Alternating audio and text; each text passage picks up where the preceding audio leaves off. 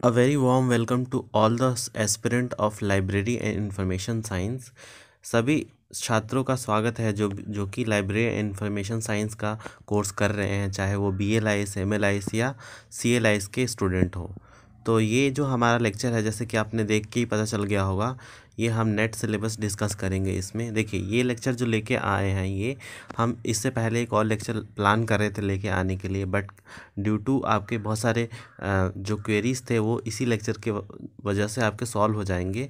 तो वो जो लेक्चर था जो कि हम लेके आने वाले थे वो था कि आपका जो कॉम्पिटिटिव एग्ज़ाम में जो बुकें लगती हैं और वो कौन से बेस्ट बुकें हैं उसके ऊपर हमारा लेक्चर था। बट उससे पहले हमने सोचा कि पहले आपके लिए यही बता दें कि आपको खुद ही पता चल जाए कि जो कॉम्पिटिटिव एग्ज़ाम के लिए जो बुकें होती है वो इसी से आपको पता चल जाएगा। बट हम सेपरेट उसके लिए भी एक वीडियो बनाएंगे जिसमें आपके सेटिस्फेक्शन के लिए कुछ बुकें लेके हम मतलब सेलेक्ट करके रखे हैं जो कि आपके एग्ज़ाम में हेल्प करेगा। अगर आप इग्नू की या फिर जो भी जिस भी यूनिवर्सिटी से आप प्रेफर कर रहे हैं, मतलब स्टडी कर चुके हैं इग्नू से, या तो किसी भी यूनिवर्सिटी से, दिल्ली यूनिवर्सिटी हो गया या जामिया हो गया, किसी भी XYZ किससे भी आपने किया है लाइब्रेरी का कोई भी कोर्स, जैसे MLIS, BLIS या CLIS, तो उसमें आपकी वो जो यूनिवर्सिटी की बुकें होती है वो कैसे हेल्पफुल है वो आपको इस वीडियो में पता चल जाएगा। तो देखिए, जैसे कि ये है university grant commission net bureau net syllabus,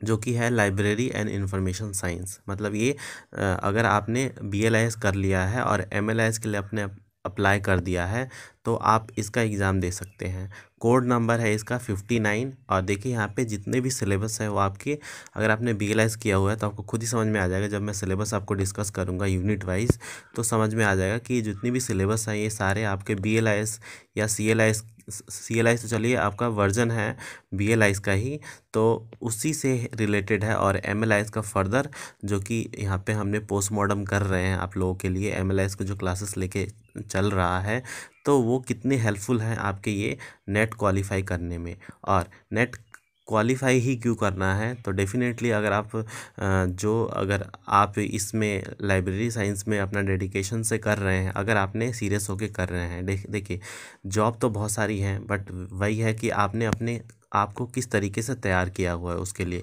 या फिर कर रहे हैं। तो अगर आप अभी भी सीरियस नहीं हैं इस एज में भी आके, तो फिर हम कुछ नहीं कह सकते, क्योंकि हमने हर पॉसिबल तरीके आपको बताए हैं कहाँ से क्या करना है, कहाँ से कैसे हेल्प चाहिए। अगर आपको किसी का भी कोई क्वेरीज आता है तो हम डेफिनेटली वो क्वेरीज़ का हम आंसर ज़रूर करते हैं। पर फिर भी अगर आप लोग पंक्चुअलिटी से, सिंसियरिटी से, अपने आप से ईमानदारी से नहीं कर रहे हैं चीज़ों को, तो फिर आगे चल के बहुत ही मुश्किल होने वाला है। तो देखिए, लाइब्रेरी साइंस का जो सिलेबस था, जो आपने पढ़ा था BLIS में या फिर CLIS में, अगर आपने कर रखा हो तो, या फिर अगर आप MLIS कर चुके हैं और अगर आप करने का सोच रहे हैं, या फिर जो ऑलरेडी एनरोल कर चुके हैं, तो उनको सिलेबस पता होगा। और डेफिनेटली जब मैं ये वाला सिलेबस आपसे डिस्कस करूँगा तो आपका पूरा क्रिस्टल क्लियर हो जाएगा कि हाँ, सारी चीज़ें जो है आपके स्टडी मटेरियल से ही मिलेंगी, और वो भी एक जगह में। बाकी आप जो कॉम्पिटिटिव एग्ज़ाम के अगर बुकें लेके बैठने जाएंगे तो वहाँ पे आपको 75 बुकें खरीदने पड़ेंगी, क्योंकि एक जगह पे कोई भी चीज़ें नहीं मिलेगी। तो सबसे बेस्ट है आपका स्टडी मटेरियल। जैसे कि आप NCERT पढ़ते हैं UPSC या कोई भी एग्ज़ाम क्रैक करने के लिए, तो एक तरीके से आपका बेस है। तो देखिए, जब चलिए हम स्टार्ट करते हैं जो कि है यूनिट फर्स्ट। तो देखिए, यूनिट फर्स्ट में जो आपने पढ़ा था BLIS, CLIS या MLIS में पढ़ेंगे, तो उन सब का यहाँ पे निचोड़ है। देखिए, यूनिट फर्स्ट में क्या है, 10 पॉइंट है यहाँ पे, बुलेट पॉइंट है, जिसमें डेटा, जो कि हम अभी हाल फिलहाल में हम करवा ही रहे हैं, डेटा इन्फॉर्मेशन नॉलेज, जो कि MLIS के फर्स्ट ही यूनिट है हमारा 101 का। फिर यहाँ पे हो गया विजडम। उसके अलावा information life cycle, generation, collection, storage and dissemination. फिर role of information in planning, management, socio economic, cultural education, information science, knowledge, society, communication, concept. देखिए, बहुत सारी चीज़ें हैं जो कि आपको इन्हीं सारी चीज़ों से मिल जाएंगे। जैसे कम्युनिकेशन हो गया, इसके concept, type, theories, model, channel, barrier, ये सब पढ़ा पढ़ा रखा है हमने। इंफॉर्मेशन इंडस्ट्री हो गया, उसके अलावा हो गया IPR एंड लीगल इश्यूज हो गए हैं। फिर उसके अलावा राइट टू इंफॉर्मेशन एक्ट हो गया, नेशनल नेशनल नॉलेज कमीशन हो गया, ये सारा हमने करवा रखा है आपके BLIS का, जब हम पढ़ा रहे थे उसमें करवा रखा है। और प्लस MLIS में तो फर्दर हम लोग आपका एक्सटेंशन करेंगे उसका। यूनिट सेकंड में देखिए क्या है, historical development of library in India. जो हिस्टोरिकल डेवलपमेंट हुए थे लाइब्रेरी का इंडिया में, उसके कमिटीज़ हो गया, कमीशन हो गया लाइब्रेरी के, फिर टाइप ऑफ लाइब्रेरी हो गया, जिसमें यहाँ पे academic, public, special and national library आ जाते हैं। फिर आ गया यहाँ पे लाइब्रेरी लेजिस्लेशन, जो कि स्टेट वाइज हमने पूरा बता रखा था BLIS का जब हम करा रहे थे उसमें। प्लस हमने देखिए BLIS को तो हमने MCQ फॉर्मेट में भी आपका डिस्कस करा रखा है, जो कि आपका नेट GRF में भी हेल्प करेगा, या फिर अदर जो कॉम्पिटिटिव एग्ज़ाम है उसमें भी हेल्प करेगा। तो यहाँ पे जैसे कि ये देखिए प्रोफेशनल एसोसिएशन जैसे हो गया, नेशनल नाइलिट हो गया, या फिर इफ्ला हो गया, ALA हो गया, तो बहुत सारी UGC हो गया, RRLF, यूनेस्को हो गया, इन सबको हमने पूरा डिटेल में डिस्कस कराया था। Library and information science professionals को पूरा बता रखा है, मतलब ये है आपके सिलेबस में, जो कि आपके BLIS के सिलेबस है। Library and information science education in India, इसके भी पूरा करवा रखे हैं। Library public relation and extension activity, very important, सब करवा रखा हुआ है। टाइप ऑफ यूज़र हो गया, यूज़र स्टडी हो गया, यूज़र एजुकेशन हो गया, सारी चीज़ें लाइब्रेरी में आपने पढ़ रखा था BLIS के जो कोर्स है उसमें।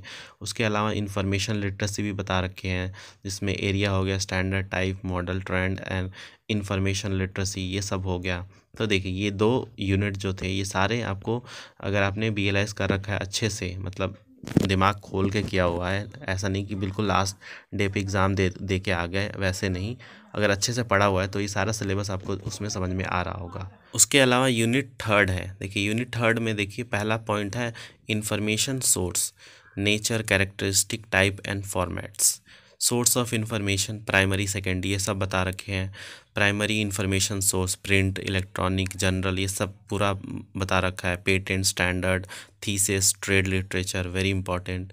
सेकेंडरी इंफॉर्मेशन हो गया, टर्जरी इंफॉर्मेशन हो गया, फिर रेफरेंस सोर्स हो गया, इलेक्ट्रॉनिक इंफॉर्मेशन सोर्स हो गया, आपका डेटाबेस हो गया, इंडस्ट्रियल एंड ह्यूमन रिसोर्स हो गया, इंस्टीट्यूशनल एंड ह्यूमन रिसोर्स हो गया, evolution of reference source and web resource. सारी चीज़ें आपको BLIS का अगर आपने किया हुआ है अच्छे से तो उसमें आपको देखने को मिल जाएगी। तो ये सब कहाँ मिलेगा, अगर आप इग्नू से कर रहे हैं तो वहाँ पे आपको पूरा है, चैप्टर वाइज चैप्टर मिल जाएगा।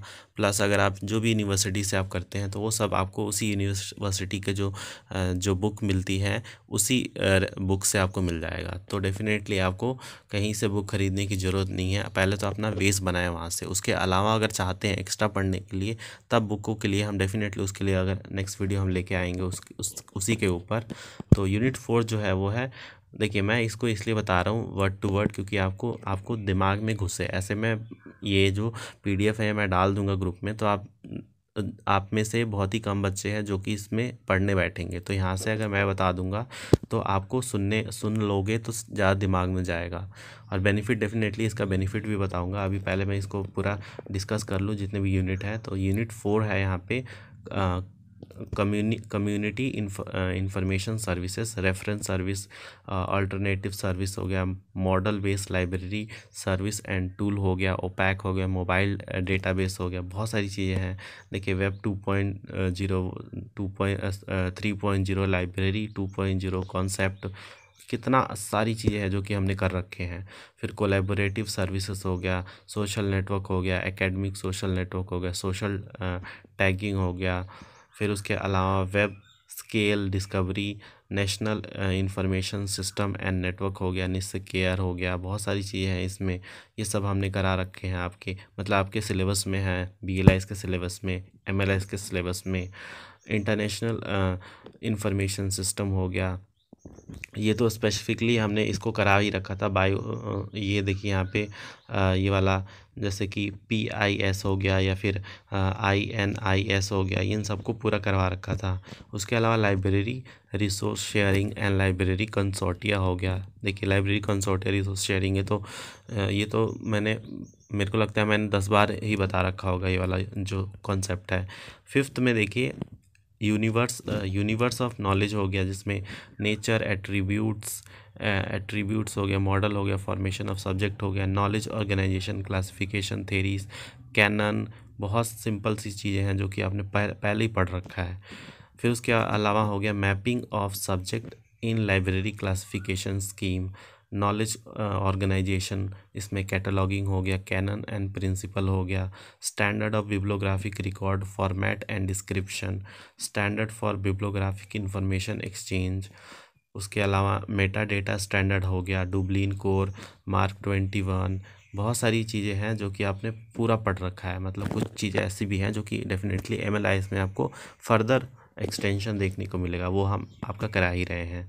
इंडेक्सिंग सिस्टम हो गया, टेक्निक हो गया, फिर ऑब्स्ट्रैक्टिंग हो गए, या फिर इंफॉर्मेशन रिट्रीवल सिस्टम हो गया, ये सब आपने पढ़ रखा है। यूनिट यहाँ पे 6 हो गया, जिसमें आपको मैनेजमेंट प्रिंसिपल, मैनेजमेंट से आपको क्वेश्चन आगे देखिए, principle function and school of thought, library and information centre management हो गया, जिसमें आपको पढ़ने को मिलेगा बुक सेलेक्शन का टूल क्या होता है, या प्रिंसिपल क्या होता है, लाइब्रेरी एक्विजिशन क्या होता है, टेक्निकल प्रोसेसिंग क्या होता है, circulation, serial control, stock verification. देखिए कितना आसान है ये। लास्ट वाला जो हमने 2 to 6 का आपका कराया था, उसी में ये पूरा आपने देखा होगा BLS में।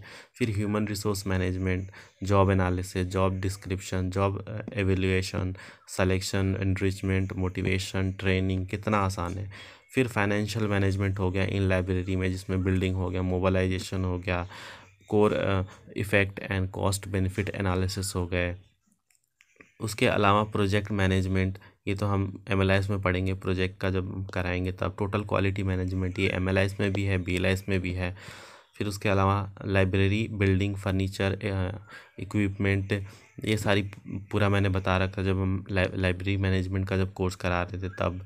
फिर उसके अलावा लाइब्रेरी इंफॉर्मेशन सिस्टम हो गया, जिसमें change management, disaster management, crisis management, knowledge management हो गया, जिसमें principle tool, component and architecture, फिर marketing of library product and services, ये सब करा रखे हैं। उसके अलावा यहाँ पे 7th आ जाता है, जिसमें हमें पढ़ना है कंप्यूटर टेक्नोलॉजी से रिलेटेड कैरेक्टरिस्टिक हो गया, computer hardware, software, storage device, input output.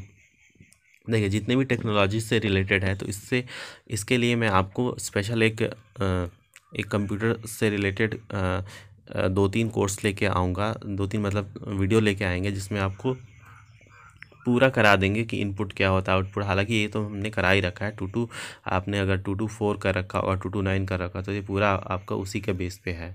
Type of software हो गया, या फिर प्रोग्रामिंग लैंग्वेज हो गया, इसमें आपका हो जाता है, यहाँ पे देखिए प्रोग्रामिंग लैंग्वेज हो गया, ऑब्जेक्ट ओरिएंटेड, या फिर हाई लेवल लैंग्वेज हो गया, वेब लैंग्वेज हो गया, टेलीकम्युनिकेशन हो गया, जिसमें आपका मोड, मीडियम, ये सारी चीज़ें आ जाती हैं। वायरलेस कम्युनिकेशन हो गया, वाईफाई, मीडिया, कितना सिंपल है ये। Computer network topology, type of network, LAN, वैन, मैन, ये सब पढ़ रखा है आपने। इंटरनेट, जिसमें web browser, www, email, search engine, meta and entity search. फिर internet protocol standard, HTTP, SHTTP, FTP, सब पढ़ रखा है। Hypertext, hypermedia, multimedia, video conferencing, तो data security, network security, firewall, copy, cryptography, सारी चीज़ें आपने पढ़ के, एंटीवायरस, वायरस। तो देखिए कितना आसान है ये सारी चीज़ें, अगर आपने सही से किया होगा BLIS, और अगर सही से करें MLIS तो। और अगर नहीं भी किया है तो आपके पास और चांसेस है कि आप अच्छे से प्रिपेयर कर लें। फिर देखिए 8th वाले में लाइब्रेरी ऑटोमेशन का भी पार्ट आ गया, जिसमें आपको area planning, selection of hardware, software, ये कितना सिंपल सा चीज़ें हैं। 10th में देखिए ओंटोलॉजी आ गया, यहाँ पे एप्लीकेशन ऑफ आर्टिफिशियल इंटेलिजेंस आ गया, सेंट्रल मैनेजमेंट सिस्टम आ गया। पूरा देखिए कितना सिंपल सी चीज़ें हैं जो कि ये आपने पढ़ रखा है ऑलरेडी। डिजिटल लाइब्रेरी इनिशिएटिव हो गया, या फिर डिजिटल प्रिजर्वेशन क्या होता है, डिजिटल लाइब्रेरी का जेनस, कैरेक्टरिस्टिक, टाइप हो गया, डिजिटाइजेशन हो गया, या फिर बारकोड रीडर हो गया। तो कितना सारी चीज़ें हैं जो कि आपने ऑलरेडी पढ़ रखा है। अगर आपने ध्यान से उस पर थोड़ा सा अपना ध्यान लगाया होता तो आपको अभी नेट के लिए प्रिपेयर, आधा तो आप वैसे ही प्रिपेयर हो गए होते। उसके अलावा 9th में देखिए रिसर्च, कॉन्सेप्ट, पर्पस, फंक्शन बहुत सारे स्टूडेंट ऐसे होंगे ये देख के घबरा गए होंगे, बट आपको घबराने की ज़रूरत नहीं है। आपके BLIS का सिलेबस ये है, ऐसे देख के चले तो सारी चीज़ें तो आपने ऑलरेडी पढ़ ही रखा होगा। फिर रिसर्च मेथडोलॉजी हो गया, रिसर्च डिज़ाइन हो गया, सिलेक्शन हो गया, रिसर्च डिज़ाइन में सिलेक्शन कैसे होता है, research problem review, literature formation, फिर मेथड ऑफ डेटा कलेक्शन क्या क्या होता है, जैसे क्वेश्चन हो गया, इंटरव्यू हो गया, ऑब्जर्वेशन हो गया। ये मैं सिलेबस ही बताने लग जाऊँ तो आपको पूरा ही वैसे ही समझ में आ जाएगा। तो फिर भी हम क्योंकि लेक्चर ज़्यादा बड़ा हो जाएगा, छोटे में आपको मैं ज़्यादा से ज़्यादा इन्फॉर्मेशन देना चाहता हूँ। तो डेटा एनालिसिस एंड इंटरप्रिटेशन हो गया, फिर स्टैटिस्टिकल पैकेजेस हो गए, research report writing and critical tool, structure styles, content guideline, ये सारी चीज़ें हो गई। Metric studies in library and information science हो गया, इम्पैक्ट फैक्टर हो गया, trend in library and information science हो गया। इसमें जो है देखिए 70 से 80% तक सिलेबस जो है आपका BLIS से है, और बाकी जो है वो आपका MLIS से है, क्योंकि MLIS में जो है बहुत सारी चीज़ें मतलब फर्दर एक्सटेंड किया गया है। फिर 10th में देखिए academic library and information system, public library and information system, special library, health science library, corporate library, agriculture library, engineering and technological library, museum हो गया, ओरिएंटल लाइब्रेरी हो गया, कम्युनिटी इंफॉर्मेशन सिस्टम हो गया, इंफॉर्मेशन सर्विस एंड सिस्टम हो गया। तो ये सारी चीज़ें हो गई। देखिए ये 6 पेज ही था इसमें, और पूरा 10 यूनिट इसमें आ जाता है। तो देखिए आपका पूरा BLIS का सिलेबस इसमें कवर हो जाता है, और बाकी थोड़ा जो बचता है वो MLIS में आपका कवर करवा देंगे हम, और करवा रहे हैं, हालांकि हम उसके क्लासेस स्टार्ट कर चुके हैं। तो आई होप आप लोगों को पूरी जो हमने अभी जो बताया, ये जितने भी सिलेबस है पूरा समझ में आ गया होगा। और आपको फिर भी कोई डाउट हो रिलेटेड टू दिस सिलेबस, आप मतलब कमेंट कर सकते हैं इसी वीडियो के कमेंट बॉक्स में। और ये जो PDF है, जो सिलेबस है NET JRF का, वो हम ग्रुप में डाउनलोड अपलोड कर देंगे, जो कि हमारा जो अगर आप लोग व्हाट्सअप यूज़ करते हैं तो उसका लिंक दिया हुआ है उस ग्रुप में। अगर आप अभी तक ज्वाइन नहीं हुए हैं तो उस पर ज्वाइन हो सकते हैं। और अगर आप टेलीग्राम यूज़ करते हैं तो उसका भी ग्रुप दिया हुआ है, वहाँ पे भी ये PDF जो होगा वो अपलोड कर दिया जाएगा।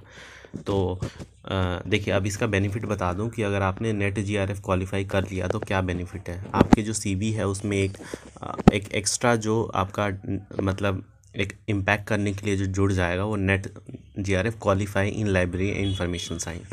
तो जब आप इंटरव्यू दे रहे होंगे तो अलग ही आपका इंप्रेशन पड़ेगा वहाँ पे। और प्लस वैसे भी आपको NET JRF अगर आप MA कर चुके हैं तो करना ही चाहिए, किसी भी सब्जेक्ट से अगर आप मतलब स्पेशलिस्ट होना चाहते हैं तो एक तरीके से इस तरीके से भी आपको करना चाहिए। प्लस अगर आपको इसको कर लेंगे तो आपके मतलब कई सारे मतलब जो जॉब है उसमें ये रिक्वायरमेंट भी होती है NET JRF क्वालिफाई करना, तो उसके लिए भी आप एलिजिबल हो जाएंगे। तो आई होप आप लोगों को पूरी बातें समझ में आ गई होंगी। फिर भी कोई डाउट हो, देखिए बुक से रिलेटेड हम एक अलग वीडियो बनाएंगे जिसमें आपको पूरा बता देंगे कि कौन कौन सी बुक है। अगर आप जिस भी यूनिवर्सिटी से पढ़ते हैं, अगर वो नहीं पढ़ना चाहते या फिर वो पढ़ चुके हैं, तो उसके अलावा आप कौन सी बुकें पढ़ना चाहते हैं, तो उसके लिए भी हम वीडियो लेके आएंगे डेफिनेटली। बट पहला फोकस में आप लोगों को यही बताएंगे कि जिस भी यूनिवर्सिटी से आप पढ़ रहे हैं, जैसे चाहे आप IGNOU से पढ़ रहे हैं या फिर किसी भी पर्टिकुलर यूनिवर्सिटी से पढ़ रहे हैं, तो पहले आप उन्हीं की जो स्टडी मटेरियल है उसको ही पहले बहुत बहुत अच्छे से पढ़ें, और फिर आप देखेंगे इसको नोट डाउन कर ले, कहीं अपने वॉल पे लगा लें और देखते जाएं कि सारी सिलेबस तो उसी में आपको मिल जाएगा। तो बाकी जो बचेगा 10%, अगर मतलब वैसे तो नहीं बचता है बट बचे तो वो फिर आपको मैं एक्स्ट्रा बुकें भी बता दूंगा, वहाँ से आप पढ़ सकते हैं। तो चलिए फिर मिलते हैं नेक्स्ट वीडियो में, तब तक के लिए धन्यवाद।